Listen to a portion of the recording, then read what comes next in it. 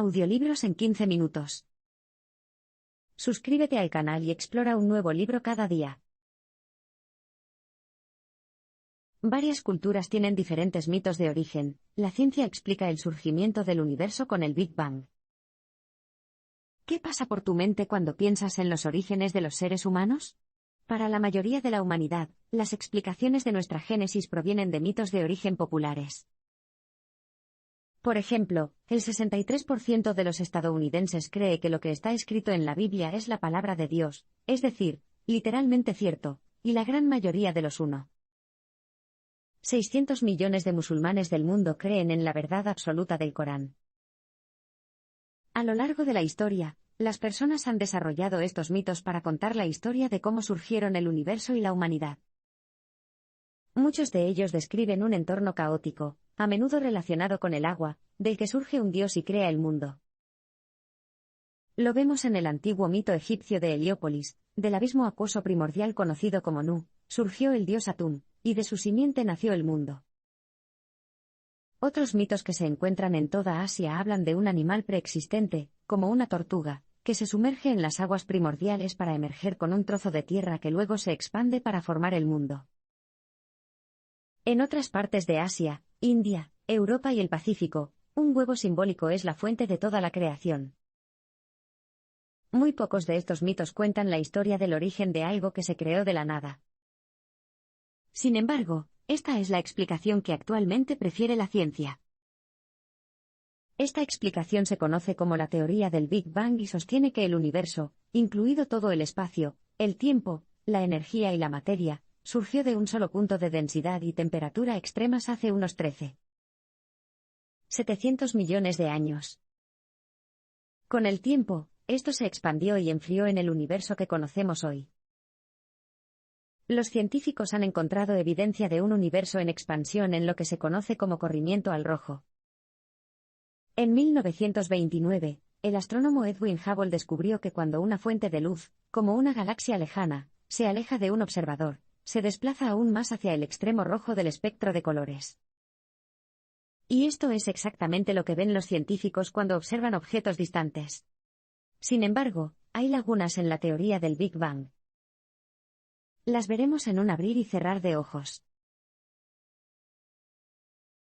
La teoría del Big Bang no explica completamente el surgimiento del universo. Aunque el modelo del Big Bang existe desde la década de 1920, todavía está incompleto y no explica varios problemas observacionales y teóricos. Por ejemplo, incluso la evidencia del corrimiento al rojo tiene lagunas.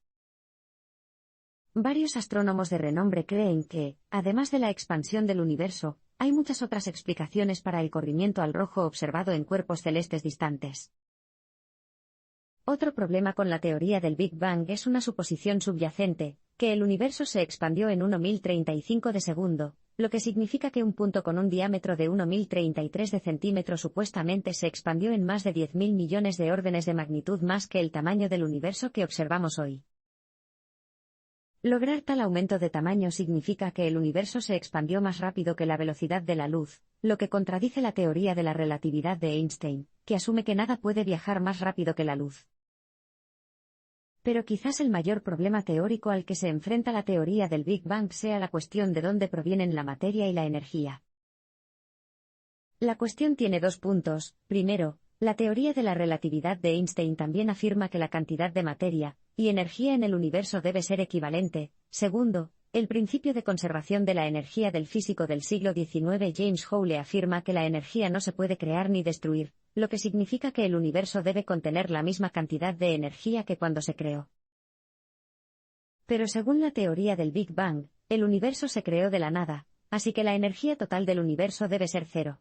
Esto, por supuesto, contradice nuestras observaciones. Así que, como podemos ver, aún quedan preguntas sin respuesta sobre los orígenes de nuestro universo. En el próximo parpadeo, analizaremos las preguntas que rodean los orígenes de la vida. Hay 6 condiciones necesarias para que surja la vida, lo que convierte a la Tierra en un lugar raro en el universo. Durante siglos, los humanos se han preguntado si existe vida en otros planetas o en galaxias lejanas, una pregunta que sigue abierta hasta el día de hoy. Sin embargo, los científicos han determinado que hay 6 condiciones necesarias para la existencia de la vida. Primero, los elementos esenciales que forman las moléculas complejas deben estar presentes. En este caso, el carbono es el único elemento capaz de formar moléculas complejas que producen vida. La presencia de agua en su forma líquida también se considera esencial. Segundo, el tamaño y la masa de un planeta son de vital importancia. Si un planeta es demasiado pequeño, su fuerza gravitacional no será lo suficientemente fuerte como para mantener el agua en su superficie o crear una atmósfera que mantenga los gases.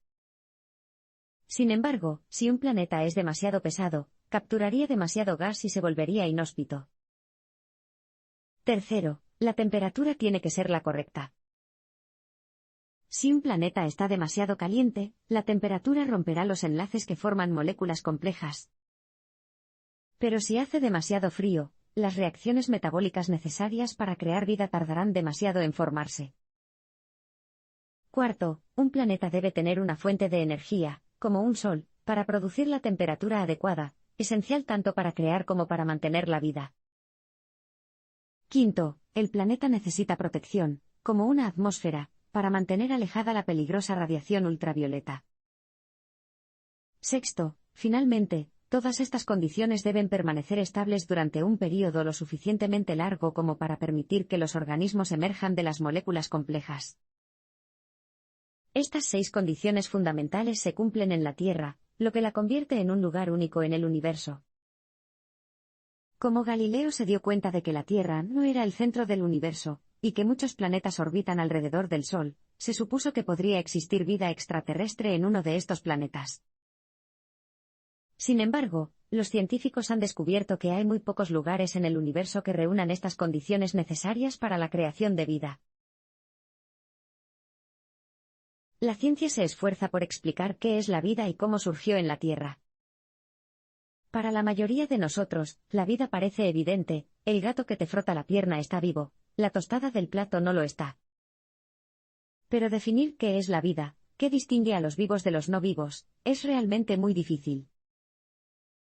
De hecho, la ciencia sigue esforzándose por definir la vida. Tanto a los científicos como a los filósofos les resulta difícil ponerse de acuerdo sobre cuáles son las características que definen la vida. Sin embargo, hay 6 características que se mencionan invariablemente: reproducción, evolución, sensibilidad, metabolismo, organización y complejidad. Para complicar aún más las cosas, en 2004, el escritor científico británico Philip Ball afirmó que tratar de definir la vida no tiene sentido. Sugiere que no hay límites entre lo que está vivo y lo que no lo está. Para ayudar a defender su caso, Ball señala los virus. A pesar de que se reproducen, evolucionan y están organizados y son complejos, están inactivos fuera de una célula viva. Solo se activan dentro de una célula huésped útil, donde pueden hacerse cargo de la maquinaria metabólica de la célula. Esto plantea la pregunta: ¿un virus es un ser vivo o no? La ciencia también se esfuerza por explicar cómo surgió la vida en la Tierra. Las estimaciones actuales sugieren que la vida surgió en la Tierra hace unos 3.500 millones de años. Creemos que este es el punto hasta el que se puede rastrear toda la vida, hasta un último antepasado común universal unicelular, Luca. Sin embargo, los científicos aún se esfuerzan por explicar con precisión cómo surgió la vida por primera vez a partir de elementos y moléculas y responder a la pregunta: ¿cómo se convirtió la materia inanimada en vida? Una teoría popular es que la vida surgió de una sopa primordial, una combinación de elementos que tomaron energía de la luz solar y formaron compuestos orgánicos, produciendo finalmente un nuevo tipo de molécula que pudo replicarse a sí misma. Sin embargo, los científicos no tienen una idea exacta de cómo incluso un organismo unicelular podría emerger de una sopa tan primordial en la Tierra. Una vez más, hay muchas cosas que aún no sabemos con certeza, pero en un abrir y cerrar de ojos pasaremos a la evolución de la vida en la Tierra. Existe una gran evidencia de la evolución biológica y, sin embargo, hay lagunas en la teoría de la selección natural de Darwin. Entonces, ¿cómo evolucionamos de organismos unicelulares a criaturas capaces de disfrutar de este parpadeo? La mejor explicación que tiene la ciencia actualmente es la evolución biológica, una serie de cambios dentro de un organismo que dan como resultado una nueva especie. Charles Darwin propuso por primera vez que la evolución biológica se produce a través de la selección natural, un proceso en el que los individuos y organismos más fuertes de una población dada tienen las mejores posibilidades de sobrevivir y conseguir la mayor cantidad de parejas, transmitiendo así sus características a la siguiente generación. De hecho, hay pruebas extremadamente convincentes de la evolución biológica. Los registros fósiles revelan esqueletos que trazan la evolución de un animal primitivo parecido a un caballo hasta el caballo moderno. Se pueden encontrar más pruebas al observar las especies vivas. Si bien las alas de los pingüinos son inútiles para volar, su diseño sugiere que son los restos evolutivos de las alas que sus antepasados usaron para volar. La bioquímica también proporciona abundantes pruebas. Todas las plantas, los animales y las bacterias se componen de sustancias químicas que están estructuradas y reaccionan de manera igual o muy similar. Luego está el análisis genético, que revela que todas las formas de vida existentes comparten alrededor de 100 de los mismos genes. Sin embargo, si bien el apoyo a la evolución biológica es sólido, existen problemas con la afirmación de Darwin de que la fuente de la evolución reside únicamente en la selección natural. La ciencia moderna ha revelado que, además de la selección natural, existen otras causas de la evolución biológica que pueden conducir a la herencia de las características adquiridas. Por ejemplo, cada vez está más claro que los factores ambientales, como la dieta y el estrés, pueden producir rasgos en todos los animales y humanos que se transmiten a la descendencia sin que se produzca ningún cambio genético. En la Universidad de Tel Aviv, las genetistas teóricas Eva Jablonka y Gal Raz han recopilado ejemplos de características adquiridas mediante herencia no genética. Su trabajo es una prueba más que sugiere la presencia de factores más allá de la selección natural que deben tenerse en cuenta en lo que respecta a la evolución biológica. Los seres humanos son únicos debido a nuestra conciencia reflexiva y a nuestra conducta de aprendizaje. Es difícil definir exactamente qué es la vida, y es igualmente difícil determinar con precisión qué diferencia a los seres humanos de otros organismos vivos.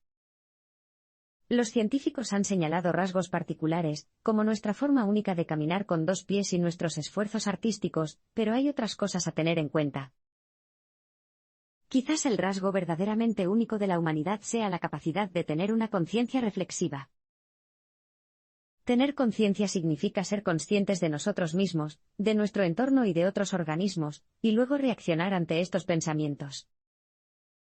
Compartimos estas habilidades con otros animales, sin embargo, estos otros animales no tienen conciencia reflexiva, es decir, no son conscientes de su propia conciencia. Los seres humanos pueden expresar este rasgo de manera única con preguntas como, ¿qué somos? Y, ¿de dónde venimos? Estas preguntas han llevado al desarrollo de sistemas que buscan dar respuestas, como la religión, la filosofía y la ciencia. Pero no termina ahí. La conciencia reflexiva también ha dado lugar a rasgos exclusivamente humanos como el razonamiento, la perspicacia, la imaginación, la creatividad, la abstracción y la moralidad. Otra diferencia radical entre los humanos y otros animales es la forma en que aprendemos. Por ejemplo, los primates aprenden principalmente copiando las acciones de sus padres. Por otro lado, los seres humanos solo dependen de los padres durante los primeros 5 años, aproximadamente, antes de que las escuelas, las universidades y los libros se hagan cargo de la educación. Y en lugar de que solo se les enseñen habilidades de supervivencia como buscar comida, cazar y fabricar herramientas, los humanos aprenden una amplia variedad de otras habilidades, como el arte, la filosofía y la ciencia. Además, los seres humanos también aprenden por sí mismos mediante la creación de valiosos recursos y bases de datos, como bibliotecas e Internet. Este tipo de comportamiento ciertamente hace que los humanos sean únicos entre otros animales. Pero, ¿cómo obtuvimos exactamente esta conciencia única? La evolución del pensamiento humano se divide en 3 fases. Por supuesto, los humanos no se despertaron repentinamente un día con una conciencia reflexiva, sino que se desarrolló gradualmente a lo largo de 2,5 millones de años. Y este proceso estaba inicialmente en desacuerdo con los poderosos instintos de supervivencia que habíamos heredado de nuestros antepasados prehumanos. La primera fase de la evolución del pensamiento humano comenzó hace unos 10.000 años. Durante esta fase, llamada pensamiento primitivo, empezamos a reflexionar sobre nosotros mismos, y a considerar nuestra relación con el resto del universo. Sin embargo, la supervivencia era la consideración principal, y todo pensamiento se guiaba por la superstición. Con un pensamiento primitivo, los cazadores-recolectores nómadas se establecieron en comunidades agrícolas donde inventaron y desarrollaron la escritura. También desarrollaron sistemas de creencias y religiones primitivas que provenían de una combinación de imaginación, miedo a lo desconocido e incapacidad para comprender los fenómenos naturales. La segunda fase comenzó hace unos 3.000 años con el surgimiento del pensamiento filosófico. Fue entonces cuando el pensamiento se separó de la superstición, marcando el advenimiento de la filosofía, la contemplación del comportamiento humano, así como de la esencia y las causas de las cosas. El pensamiento filosófico también se define por el deseo de buscar explicaciones que no involucren espíritus imaginarios o dioses humanoides. Los primeros ejemplos conocidos de pensamiento filosófico se encuentran en los Upanishads indios, que es donde encontramos la base de los conceptos filosóficos del hinduismo. La tercera fase del desarrollo del pensamiento humano nos trajo el pensamiento científico. Comenzó hace unos 500 años, cuando el conocimiento se obtuvo mediante el análisis científico, en contraposición a la especulación filosófica, o a las creencias basadas en la revelación sobrenatural. Fue entonces cuando empezamos a entender y explicar los fenómenos naturales mediante el uso de observaciones y experimentos sistemáticos, preferiblemente medibles. El pensamiento científico dio lugar a un notable crecimiento del conocimiento empírico. Esto se vio favorecido por una educación cada vez más accesible, lo que llevó a la formación de aún más científicos. El conocimiento científico es limitado. Hasta ahora, nos hemos topado con muchas preguntas que la ciencia aún no puede explicar. Pero el hecho de que la ciencia no dé una respuesta hoy no implicará otro fracaso mañana. Sin embargo, el conocimiento científico parece limitado, y puede haber preguntas que simplemente no pueda explicar. En primer lugar, el dominio de la ciencia en sí tiene limitaciones, especialmente en lo que respecta a la observación y la medición. Tomemos la teoría de la relatividad de Einstein, por ejemplo. Si es correcto, y nada puede viajar más rápido que la velocidad de la luz, entonces nunca podremos observar nada más allá de la distancia recorrida a la velocidad de la luz desde el principio del universo. Esta limitación se conoce como horizonte de partículas. Los datos científicos también son limitados, y gran parte de ellos se pierden para siempre en el tiempo. Este es el caso de los numerosos registros fósiles que fueron destruidos por el movimiento de las rocas a lo largo del tiempo, por lo que es casi seguro que nunca obtendremos evidencia de las primeras formas de vida en la Tierra. Actualmente, también hay muchas teorías que simplemente no se pueden comprobar. Algunas explicaciones científicas de cómo evolucionó el universo implican la existencia de otros universos que son inalcanzables. Y si no tenemos ningún medio de contacto, no podemos probar estas teorías a través de los medios habituales de observación científica y experimentación. Por lo tanto, nos enfrentamos a teorías que se encuentran fuera de los límites actuales de la ciencia. Estas limitaciones se extienden incluso a las ciencias naturales. Si bien las leyes de la física y la química pueden explicar y predecir muchos fenómenos naturales, la ciencia no puede explicar la esencia de lo que experimentamos. Por ejemplo, la ciencia es incapaz de explicar completamente las leyes de la gravedad. El propio Sir Isaac Newton creía que la gravedad era una creación de Dios. Pero no se puede culpar a la ciencia por no responder a estas preguntas. Después de todo, es posible que simplemente haya una limitación al alcance de la mente humana.